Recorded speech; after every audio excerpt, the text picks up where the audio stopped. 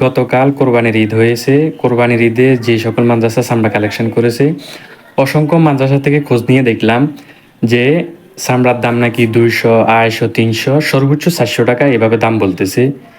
তো এভাবে যদি একটা চামড়ার দাম হয়, তাহলে একটা চামড়া কালেকশন করার পিছনে সেখানে রিক্সা ভাড়া আছে, যারা কষ্ট করে পরিশ্রম করতেছে, এদের একটা খরচ আছে, তাদের নাস্তা পানি আছে।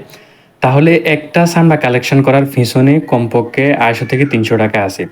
তো ওই চামড়াটার দাম যদি ৩০০ টাকা হয়, ২৫০ টাকা হয়, ৪০০ টাকা হয়, তাহলে এই চামড়া কালেকশন করার মানেটা কি? উদ্দেশ্যটা কি? এখন যদি এই কথাগুলো বলি, এই কথাগুলো অনেকে শুনলে করবে যে, "এমরান সে বেয়াদব হয়ে গেছে, সে মাদ্রাসার বিরুদ্ধে বলতেছে।" তা আমি বলতেছি, "ভাই কিছু টেকনিক খাড়ায় কাজ করেন। এই যে ১ বছর ২ বছর একটু ধৈর্য ধরেন, চামড়াগুলার কি টাকা? এই যে কয় টাকা পাবেন?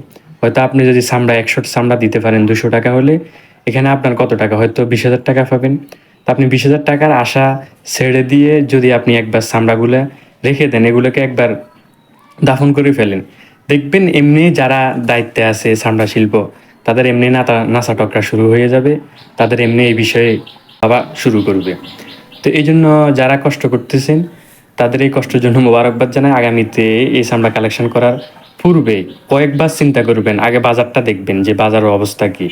তো এই বছর অনেক মাদ্রাসায় চামড়াটাকে তারা বাদ দিয়েছেন, চামড়া কালেকশনকে তারা বাদ দিয়েছেন।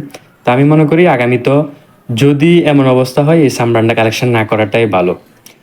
এই চামড়া কালেকশন করার চাইতে না করাটাই ভালো। অনেক কষ্ট হয়। একটা চামড়া কালেকশন করতে অনেক পরিশ্রম। চামড়াগুলো অনেক ওজন। এরপরে এগুলাকে নিয়ে আসা, সারা শরীর রক্তাক্ত হয়ে যায়। এগুলা একটু খারাপ লাগে। এরপরে বাইরের যে মানুষরা দেখে, এরা দেখল ওলামায়ে কেরামদেরকে তারা বিদ্রূপ করে। তাদেরকে ছোট চোখে দেখে। আমি কয়েকজনকে দেখছি যে তারা আমাকে বলেছেন যে, "এগুলা আপনারা না করলে কি হয় না? আপনারা এগুলা করেন কেন? আপনাদের কি যেই বেতন যে চাকরি করেন, এই চাকরি না হয় অন্য কিছু করেন।" তো আমি বুঝলাম যে তারা এটাকেও অনেক ছোট চোখে দেখে।